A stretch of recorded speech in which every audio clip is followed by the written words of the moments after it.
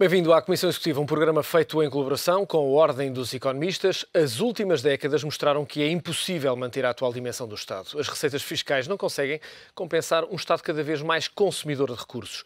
E o crédito que durante anos serviu para compensar o desequilíbrio entre receitas e despesas é hoje demasiado escasso e por isso mesmo caro para permitir uma vida sustentável. É ou não possível manter o Estado português tal como o conhecemos?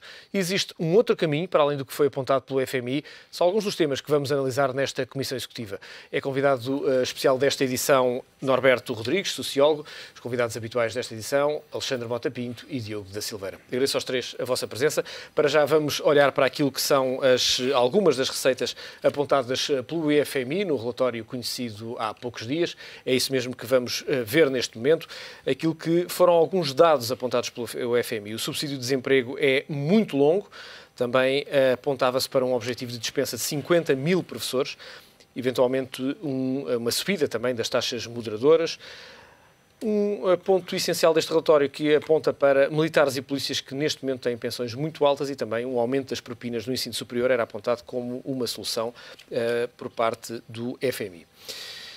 Norberto Rodrigues, começo por si para lhe perguntar, quando olhamos para aquilo que é a dimensão do Estado, nomeadamente comparando com outros países europeus, parece-lhe que temos Estado a mais?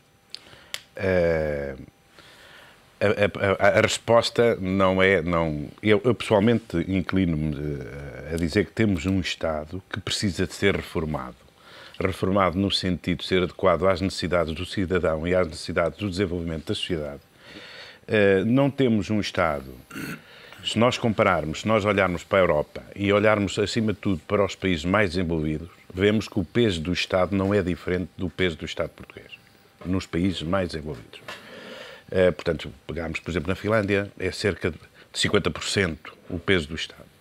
Portanto, nós temos um Estado que foi sendo construído, é um Estado que nos deve orgulhar, é um Estado que, no fundo, é responsável por sermos um país desenvolvido.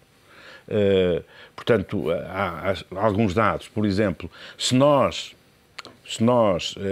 temos hoje cerca de 20% de pobres, portanto, seguindo a indicação, que a partir, penso que é de 420 e poucos, quem não tem 420 e poucos euros por mês é considerado pobre, nós temos cerca de 20%. Se não houvesse uma intervenção do Estado Social, nós teríamos 40% de pobres, portanto.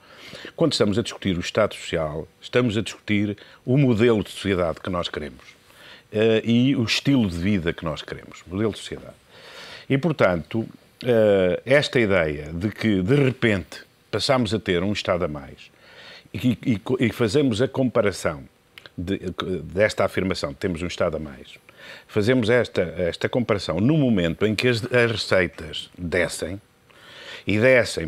tendo em conta uma crise e tendo em conta as políticas que, na minha perspectiva, erradamente foram desenvolvidas, portanto, qualquer comparação com esse valor das receitas dá um Estado social a mais. Agora, nós devemos comparar e reconstruir um Estado, mas reconstruí-lo numa situação de normalidade, ou seja, numa situação em que o país recupere níveis económicos. Porque não há alternativa para quando hoje se diz ou recortamos no Estado ou aumentamos o imposto, isto é uma falsa questão, ou os impostos é uma falsa questão. Porque, por exemplo, um exemplo simples, cortamos na educação e grande parte das pessoas vai ter de pagar a educação. Portanto, o rendimento das pessoas não foi para impostos, mas foi para pagar a educação. E esquecendo uma das questões básicas do Estado, ou seja, a existência de um Estado Social garante-nos, acima de tudo, solidariedade entre as várias categorias sociais, profissionais, geracionais, e garante-nos respeito por direitos de cidadania, que de outra forma não temos. Mas é preciso dinheiro para garantir esses direitos. E, portanto, nós neste momento, a alternativa não é cortar o Estado, a alternativa é pôr a economia a funcionar. A alternativa é gerar riqueza, crescer, porque é assim que se arranja dinheiro para termos uma vida digna. Porque não há alternativa. Quer dizer, se nós aplicarmos o relatório do FMI, portanto, alguém classificou ontem na televisão, digamos, a estratégia do Governo com o relatório do FMI de terrorismo psicológico. Se nós aplicarmos o relatório do FMI, nós estamos numa outra sociedade, numa sociedade que passará a ser uma sociedade subdesenvolvida, completamente subdesenvolvida. E depois parte-se deste pressuposto. Sim, senhor, nós quando batermos no fundo a todos os níveis, milagrosamente a sociedade desenvolver-se-á. Mas como? Vamos discutir esses pontos. Entretanto, vamos olhar para alguns pontos mais deste relatório do FMI. Há pouco demos-lhe conta de alguns, aqui estão mais outros, apontados pelo FMI. A revisão global das tabelas salariais na função pública, o descongelamento de incentivos de mérito, que nos últimos anos têm, de facto, estado bloqueados, o corte nos suplementos, mais uma vez na função pública, a redução de horas extraordinárias e o corte de 70 a 140 mil funcionários públicos. Estamos, obviamente, a falar de medidas aplicadas à função pública. Diogo da Silveira, numa primeira abordagem, quando olhamos para este relatório, estamos a falar de facto de terrorismo psicológico. Há aqui alguns pontos a ter em conta. Há de facto um contexto que mudou. Quando hoje olhamos para o Estado e olhávamos há 30 anos atrás, quais são as diferenças neste contexto que obriga ou não a uma mudança também do próprio Estado? Pois, eu penso que nos obriga a refletir. Não é? Eu penso que é preciso, efetivamente, responder e resolver a equação que temos entre as receitas e os custos. E muito tem sido feito, alguns dirão demasiado, na vertente de aumento de impostos de uma forma ou de outra, não é? É sempre a parte, como já aqui comentámos, é a parte mais fácil, não é? E este mês de janeiro vai ser o mês, de resto, em que isso vai ficar claro para todos nós, a concretização do aumento dos impostos, que é simplesmente aumentar as receitas. Também temos de reduzir os custos. E eu acho que não tem de ser 8 ou 80. Eu acredito, quero acreditar, e de facto acredito, que é possível redesenhar um conjunto de funções do Estado que, sem questionar todos os aspectos positivos, nomeadamente à volta do aspecto da solidariedade, nos vão permitir ganhar eficiência. Não duvido. Porquê? Primeiro, em geral na vida, quer as pessoas, quer as instituições, privadas ou públicas, só aceitam questionar-se com alguma profundidade quando a isso são obrigadas. Nenhum de nós, por nossa iniciativa, acordamos de manhã e dizemos vamos aqui pensar como é que podemos fazer diferente. E é isso que está a acontecer. É isso que está a acontecer. Nós temos de, à luz das condições, não nos resta outra alternativa que não seja, pelo menos, ponderar outras formas de trabalhar, outras formas de ter o nosso Estado, sem questionar, com certeza, os princípios fundamentais à volta da redistribuição, da solidariedade, da equidade, mas nós não temos outra alternativa. E, portanto, o que eu faço passar como mensagem é: não vamos deixar passar esta oportunidade. Temos uma oportunidade única de todos concordarmos que vale a pena, faz sentido questionarmos.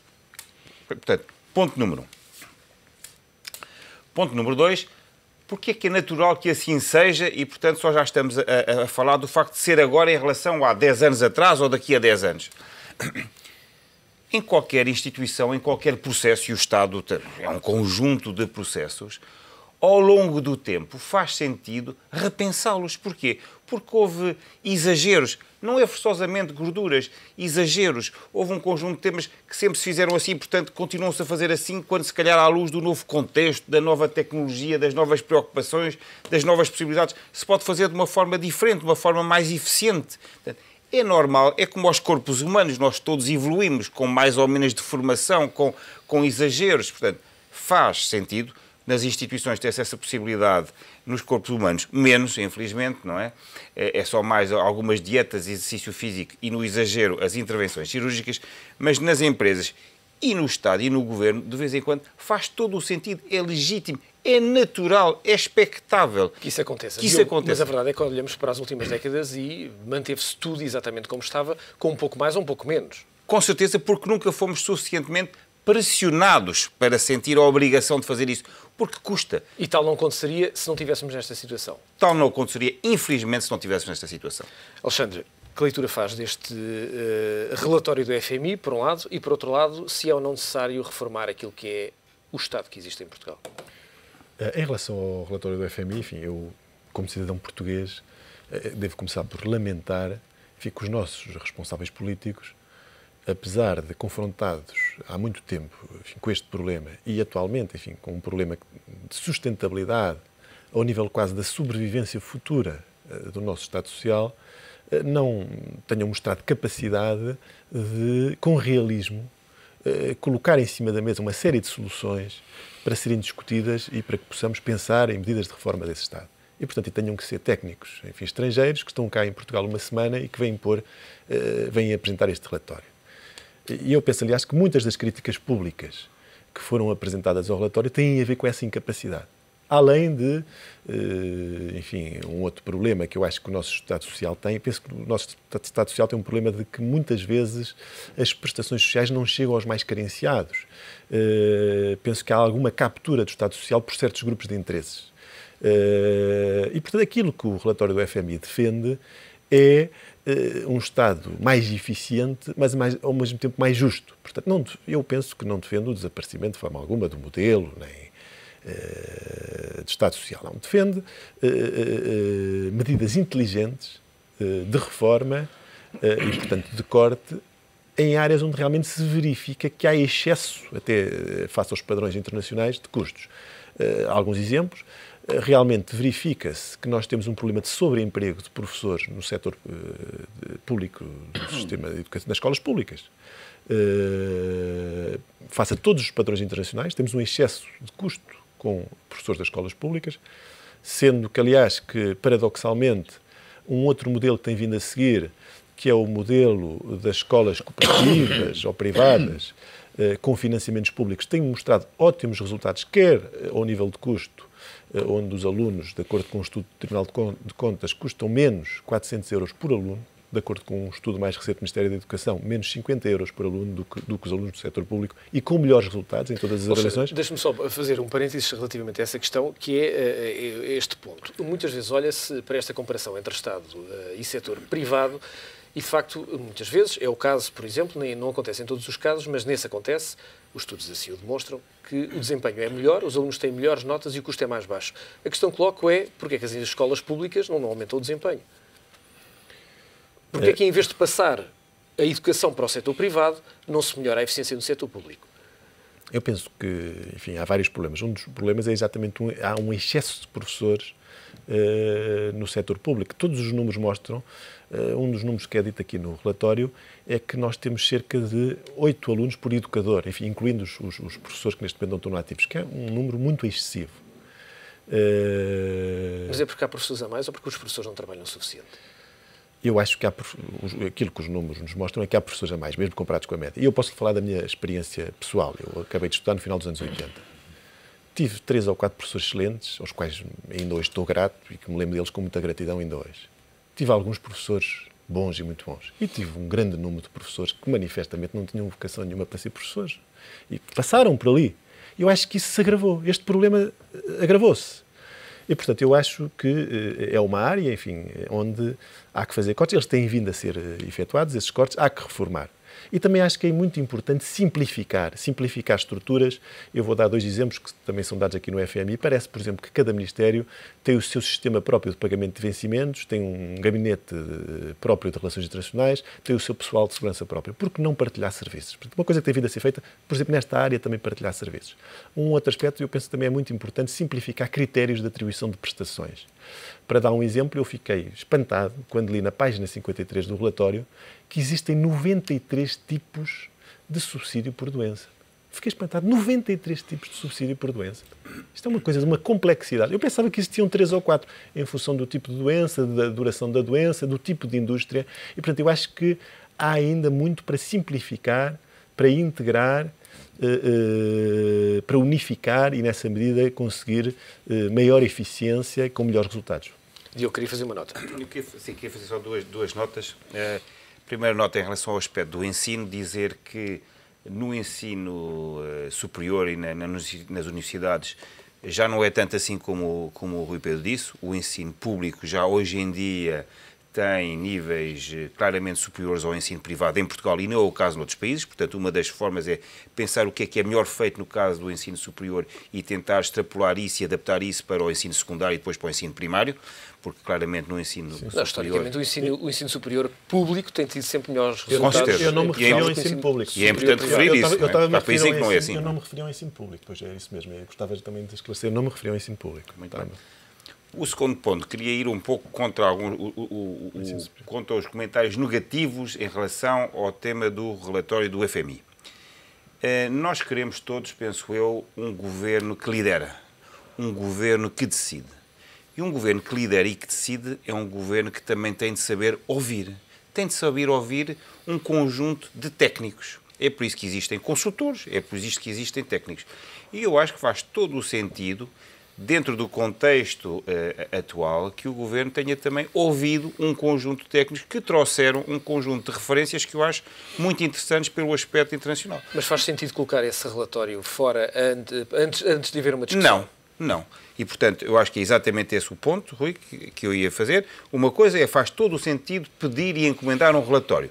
A forma como foi gerida a sua divulgação não foi a mais adequada. É uma espécie de terrorismo psicológico. Na parte da comunicação, sim. No conteúdo, mais importante, foi não. Foi uma divulgação intencional ou foi uma fuga jornalística? Não há fugas jornalísticas. Então não há. As fugas jornalísticas só existem quando alguém passa essa informação aos jornalistas. Principalmente quando elas abundam. Norberto Rodrigues, nos últimos anos perdeu-se, de facto, alguma ideia de uma carreira de prestígio, de uma carreira reconhecida, de uma carreira honrada, de uma carreira de serviço público por parte da função pública. Grande parte dos problemas são sempre apontados à função pública. É uma imagem correta esta que temos hoje do funcionário Eu penso que é a mais fácil. Esse foi sempre a mais fácil. Os vários governos, principalmente o anterior e este, têm definido uma estratégia que passa por banalizar e degradar a imagem da administração pública para a seguir tomarem algumas medidas. E isso permite-me dizer, eu trabalhei 38 anos na administração pública e portanto, conheço a administração pública muito bem. Exerci funções até na Secretaria de Estado da Administração Pública, que gera a Administração Pública. E portanto, a Administração Pública, por exemplo, compara-se os níveis de vencimentos da Administração Pública com a privada. E é justo que se compare, é lógico, os sistemas só evoluem comparando. Mas, portanto, é preciso comparar também, por exemplo, a Administração Pública tem cerca de 26% de licenciados e a privada tem cerca de 5%. E, portanto, não podemos a seguir comparar vencimentos. Porque não é lógico que um indivíduo que é licenciado ganhe o mesmo de uma pessoa que tem um ensino secundário. Portanto, há na administração pública gente extremamente qualificada. Não é pior do que os privados, porque essa é outra ideia mítica na sociedade portuguesa, que é o privado funciona melhor que o público. Eu não quero dar exemplos, mas podia dar do BPN, do BANIF, do BCP, etc. Vários exemplos de grande qualidade de gestão. A questão que se coloca é o privado e o público justificam-se em determinadas funções. Mas não é verdade que muitas vezes no setor público existe algum entrave a avaliações, a rankings, a comparações?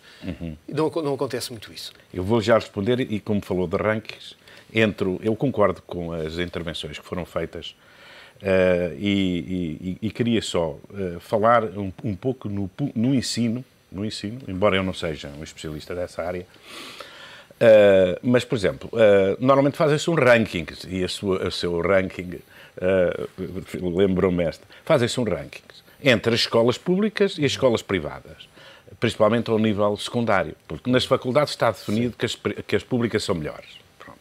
Mas, ao nível secundário, normalmente faz-se um ranking e ficam sempre as privadas em primeiro lugar. Mas é preciso explicar porquê.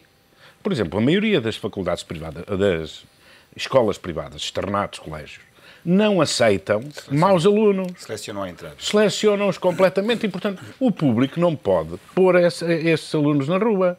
Portanto, o público, por exemplo, as escolas públicas têm um determinado meio envolvente e é desse meio envolvente, com as características económicas e sociais desse meio, que vêm os alunos, bons, maus, etc. Portanto, é preciso comparar. Eu não digo que não haja escolas privadas tão boas ou melhores que as públicas. Muito bem, mas fiquemos, por exemplo, no caso da saúde, onde o contexto é o que existe. Obviamente, as pessoas que vão ao hospital, o hospital não escolhe os doentes consoante a sua doença.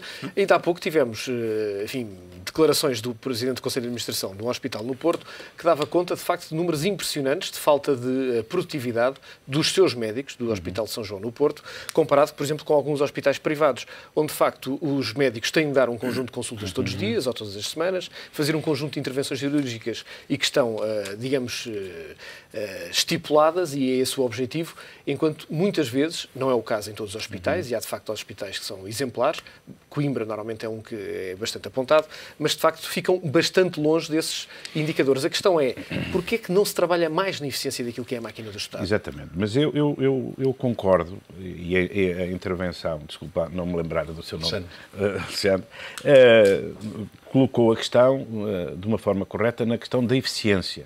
Ou seja, a reforma, não é verdade também que o Estado tenha ficado durante estes anos todos na mesma. O Estado mudou. Lembrámos-nos, por exemplo, do que é que foi a criação das lojas do cidadão, o que é que isso significa.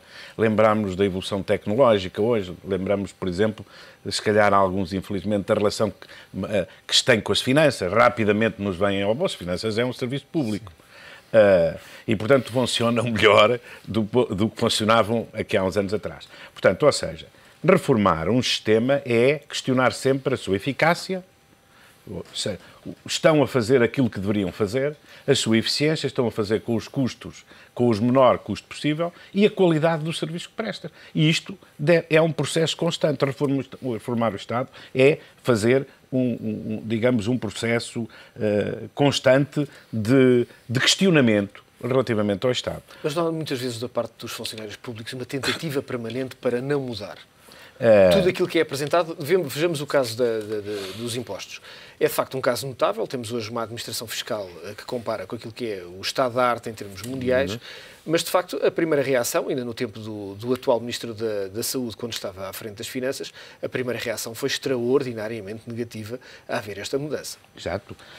Normalmente o que acontece, embora haja alguns, e até meus colegas, quando questionam a resistência à mudança, falem muito que é natural resistir à mudança. Eu costumo dizer que resiste à mudança quem não conhece o futuro, porque essa é a questão de fundo, que é, muitas vezes, a mudança em Portugal, e mais uma vez aqui, o que é o projeto de mudança para a reforma do Estado? É cortes. Isto não é nada, isto não motiva ninguém, isto não traduz uma imagem de futuro credível, uma imagem de futuro em que o próprio trabalhador, o próprio funcionário possa apostar porque isto lhe dá motivação.